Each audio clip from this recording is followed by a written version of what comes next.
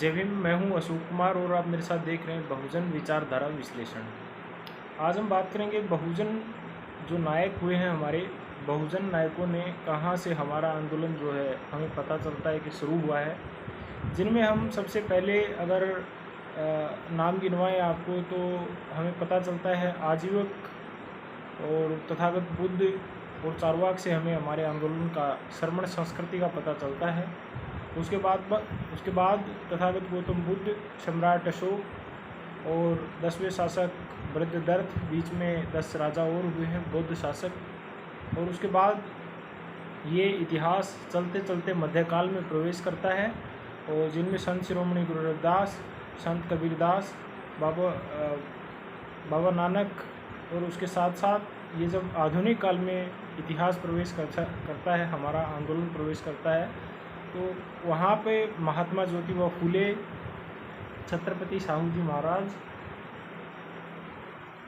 उसके साथ साथ सुदूर दक्षिण में जो हमारे बिरसा मुंडा और उसके साथ साथ बाबा साहब डॉक्टर अंबेडकर, छत्रपति साहू जी महाराज, मान्यवर कांशीराम और आज वर्तमान में इस आंदोलन की कमान संभाले हुए बहन कुमारी मायावती, ये हमारे महापुरुषों की श्रृंखला बनती है। और इस श्रृंखला के ऊपर हम जो बात आज शुरू करने जा रहे हैं वो हम शुरू करने जा रहे हैं महात्मा ज्योतिबा फूले से। तो महात्मा ज्योतिबा फूले जी जो ओबीसी समाज से आते थे, महाराष्ट्र में जन्मे थे और माली जाति से संबंधित थे। महात्मा ज्योतिबा फूले और सावित्रीबाई फूले, ये दो ऐसे नाम हैं जिन्होंने ओबीसी समाज से होते हुए अनुसूचित जातियों, जिनको पहले अछूत समझा जाता था, उन सभी लोगों से अपना संबंध स्थापित किया और उन सभी में शिक्षा की ज्योति जलाई और उसके साथ साथ उन सभी लोगों को अपने बच्चे माना। और सावित्रीबाई फूले, जो माता सावित्रीबाई फूले हैं, वो पहले अनपढ़ थी, उन्होंने ज्योतिबा फूले जी से पढ़ना शुरू किया और ज्योतिबा फूले ने जो है अंग्रेज़ों से अंग्रेजी शिक्षा ली थी, क्योंकि उस समय पे अनुसूचित जातियों के लिए, बैकवर्ड क्लास के लिए और जो अनुसूचित जनजातियां हैं उनके लिए जो है जो ब्राह्मण धर्म में जो है बताया गया था कि पढ़ने लिखने का अधिकार नहीं है। और उसके साथ साथ जो है महात्मा ज्योतिबा फूले को जो है बार बार रोका भी गया पढ़ने से, हालांकि वो पढ़ना चाहते थे। उनके जीवन में दो कहानियाँ प्रचलित है, मैं बताऊं जो वर्तमान में प्रचलित है। एक बार हुआ क्या कि जो मंदिर के बाहर फूल बेच रहे थे, क्योंकि वो जो माली थे तो गार्डनिंग का काम करते थे, तो एक दिन उनके फूल जो है बड़े जल्दी बिक गए और उनको लगा, मंदिर के बाहर वो बैठे थे, कि आज तो मैं भी भगवान के दर्शन कर लेता हूँ। तो उसके बाद जब महात्मा ज्योतिबा फूले आगे बढ़े दर्शन करने को, तो पंडित जी ने उनको बताया कि शूद्रों का काम जो है भगवान की पूजा करना नहीं है, भगवान के दर्शन मात्र से आपके जो हमारे जो इष्ट देवता हैं वो अप्रसन्न हो जाएंगे और इससे जो है बड़ा अनर्थ हो जाएगा। तो महात्मा ज्योतिबा फूले ने यहाँ सोचा विचारा, समझने की कोशिश की कि ऐसा क्यों हो रहा है। उसके साथ साथ दूसरा इंसिडेंट ऐसा बताया जाता है कि जो ज्योतिबा फूले हैं उनके एक मित्र थे ब्राह्मण, और वो उनकी शादी में गए, वहाँ उनके साथ डिस्क्रिमिनेशन हुआ और उनको जो है 2 बार छुआछूत का सामना करना पड़ा। तो तब उन्होंने सोचा कि भाई ये ऐसा हमारे साथ ही क्यों होता है। तो उन्होंने पता लगाया और उनको पता चला कि हम लोग अशिक्षित हैं और जो ब्राह्मण पढ़े लिखे लोग हैं ये अपने आप को सर्वश्रेष्ठ घोषित कर चुके हैं, ये किसी भी कानून को नहीं मानते हैं, समानता को नहीं मानते हैं, स्वतंत्रता को नहीं मानते हैं, तमाम जो मूलभूत जो सुख सुविधाएं हैं उनके ऊपर कब्जा हो गया है। और उसके साथ साथ ज्योतिबा फूले को ये अंदाज़ा हो गया, महात्मा ज्योतिबा फूले को, कि भाई हमें पढ़ना लिखना पड़ेगा। और वो पुस्तक लिखते हैं गुलामगिरी। गुलामगिरी में वो बताते हैं किस तरीके से ब्राह्मणवाद ने जो भारत को गुलाम बनाया है। ब्राह्मणवाद ने एक बहुत बड़ी आबादी को जो है अपने अपने शिकंजे में कसने का काम किया है।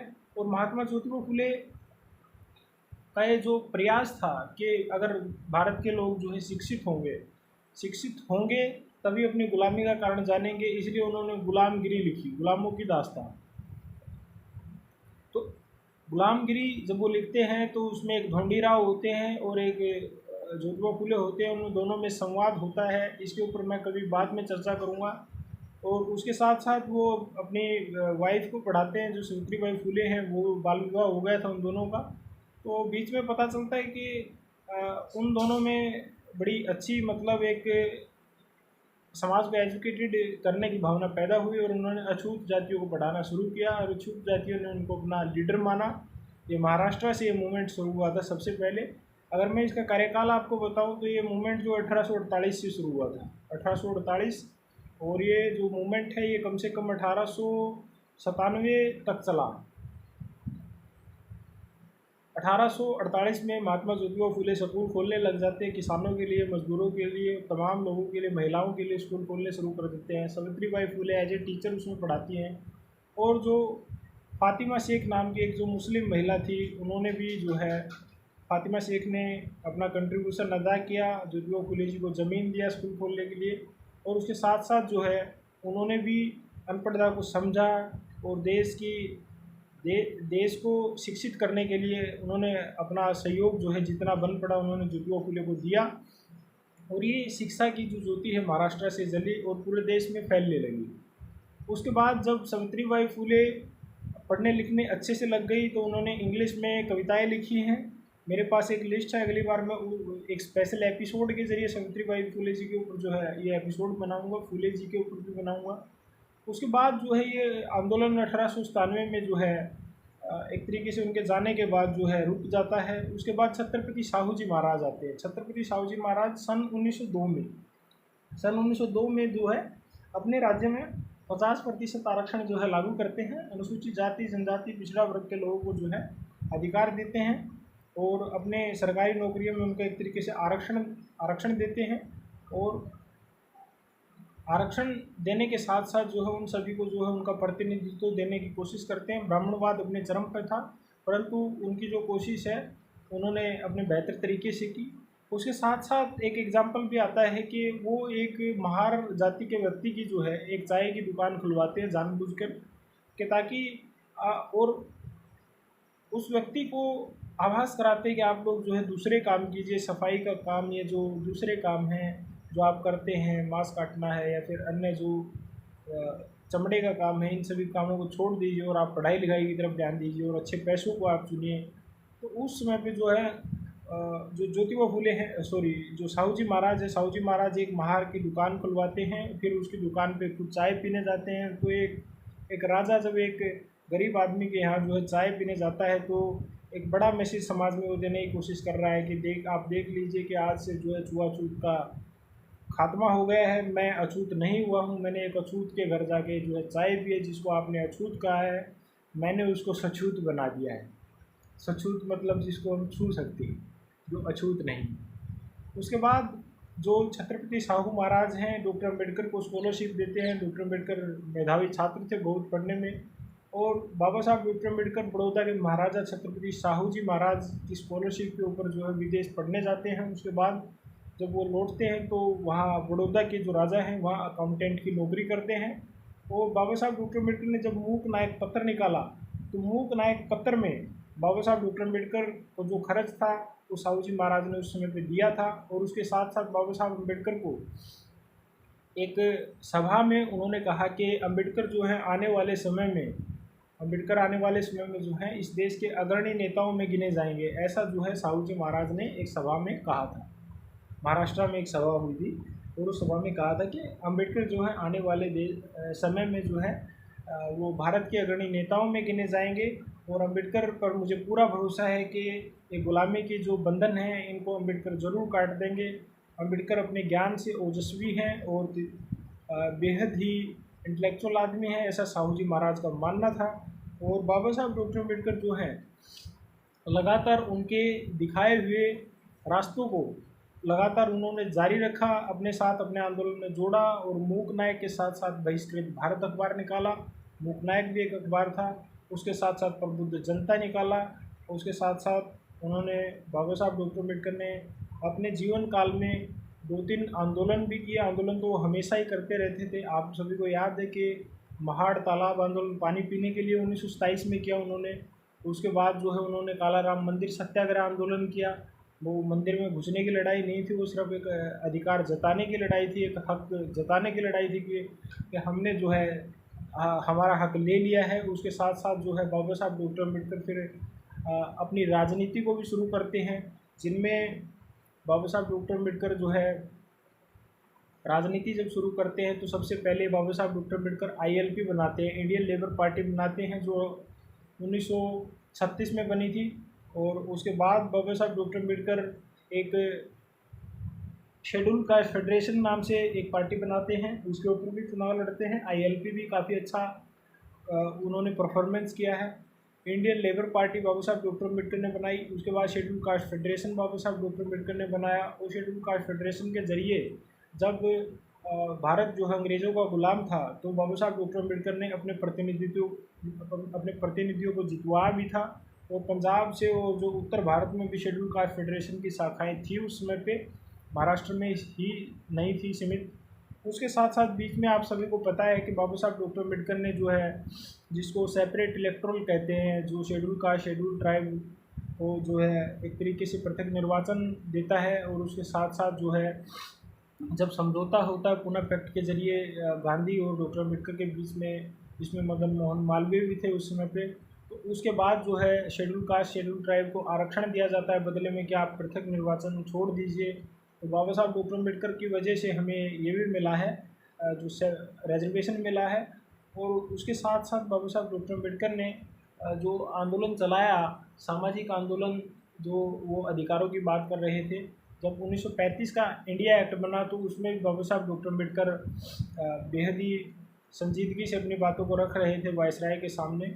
और उसके बाद जब कॉन्स्टिट्यूशन बनाने की बात आती है तो बाबा साहब डॉक्टर अम्बेडकर कॉन्स्टिट्यूशन जो असेंबली है उसमें भी जो है चुनकर जाना चाहते थे महाराष्ट्र से, लेकिन वहाँ कांग्रेस पार्टी ने उनको हरवा दिया उन्हीं के ड्राइवर से। और उसके बाद में जो है बाबा साहब डॉक्टर अम्बेडकर को जो है जयसूर और खुलना जो सीट है उधर पश्चिमी बंगाल में, वहाँ हरिचंद ठाकुर और गुरुचंद ठाकुर जो हमारे एडवोकेट थे उधर चंडाल जाति से, उन्होंने जो है बाबा साहब डॉक्टर अम्बेडकर को जो है संविधान सभा पहुँचाया। और संविधान सभा में जब डिवीज़न हो गया 1946 में चुनाव हुआ था 1946 में, और 1947 में देश का विभाजन हो जाता है। बाबा साहब अम्बेडकर की जो सीट है वो जो है जयसूर और खुलना वो पाकिस्तान में चली जाती है, जिसको पूर्वी पाकिस्तान कहा जाता है। आज जो बांग्लादेश है उस तरफ वो इलाका चला जाता है।